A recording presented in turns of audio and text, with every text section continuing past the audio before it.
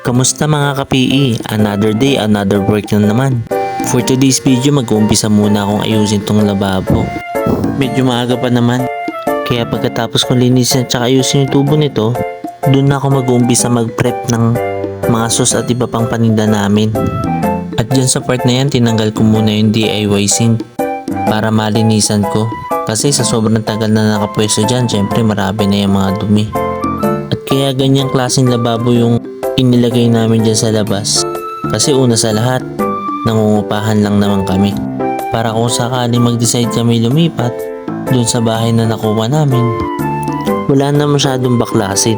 At para hindi rin masyadong mabago yung design ng bahay. Siyempre bilang nangungupahan, obligasyon din namin alagaan itong bahay.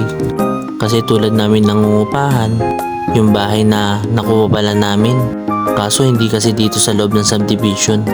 Sa ibang subdivision kami nakakuha. At may umuupa din naman dun. Yun nga lang kaya hindi namin matirahan. Kasi nandito yung hanap buhay namin. Kaya habang lumalakad yung panahon, nag-decide muna kami ni Mrs. na paupahan. Para pantulong na rin sa pambayad namin sa monthly fee ng bahay. Diyan tatanggalin ko muna yung diretsong tubo. Mali kasi yung pagkakalagay ko ng tubo dyan. May mga nai-stack na konting tubig. Kaya syempre nagkukos ng amoy. Pero syempre hindi naman ako tubero. Kaya medyo sablay yung ibang gawa ko. Pero dahil doon nagkakaroon ako ideya kung paano siya itatama. Kahit papano. Sa ganitong paraan na rin pala ako natututo. Kaya kahit papano may natatapos akong trabaho. Ayan, iniinit ko lang yung tubo. Pinapalambot ko lang para pumasok siya dun sa isang tubo kung saan ko siya i-connecta. Kinunik ko lang naman yung tubo ng DIY sink dun sa tubo ng gutter. Kasi dun naman sa lababo namin, filter naman namin yung mga tira-tirang kanin. Kaya literal na tubig na lang yung dumadaloy dyan sa tubo. At yan na, iporma ko na rin yung dugtungan. Kaya bago ko ibalik yung lababo, lilinisin ko muna yung pader. Ayan, tulad ng sinabi ko, namuo na rin yung mga dumi. Sa klase kasi ng hanap buhay namin, yung tanging araw lang na makakapaglinis kami ng bahay, yung araw ng pahinga namin. Kaya pagod pa din kami. Pero okay lang. Kahit papano nakakasanayan na rin naman ang katawan namin. At kahit papano naalagaan namin tong bahay. May mga bahagi ng pumuti at may mga bahagi na naburat na yung pintura. Gayon talaga ka-PE.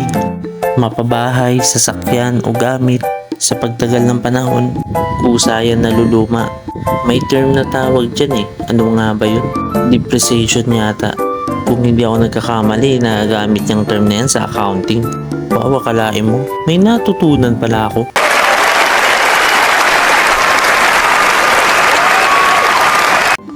Pero please lang wag nyo na ako tatanungin about sa spelling ha. Mahina kasi tayo dun. Natapos ko na rin pala linisin yung pader dito. At ayan, almost complete na din. Nakonek ko na ng maayos yung tubo ng sink papunta sa tubo ng alulod. Kaya nakakasigurado naman ako na wala nang maiiwan na tubig. Kung saan pwedeng panggalingan ng hindi kaaya-aya na amoy. Kaya sa tingin ko naman satisfied naman ako sa ginawa ko. Malaking tulong na rin to para hindi ako mamomblema sa hinaharap. At sigurado akong hindi na ako gaano mahihirapan sa paghuhugas ng mga ginamit kapag nagpe-prep ako ng paninda namin. Kaya all goods na mga ka-PE. Muli nakaraos na naman ako sa isang gawain. Kaya go na ako para makapag-proceed sa paghahanda ako ng mga paninda. Muli maraming salamat kung tinapos mo yung video ko. Kita-kits uli mga ka-PE. Maraming salamat sa uulitin.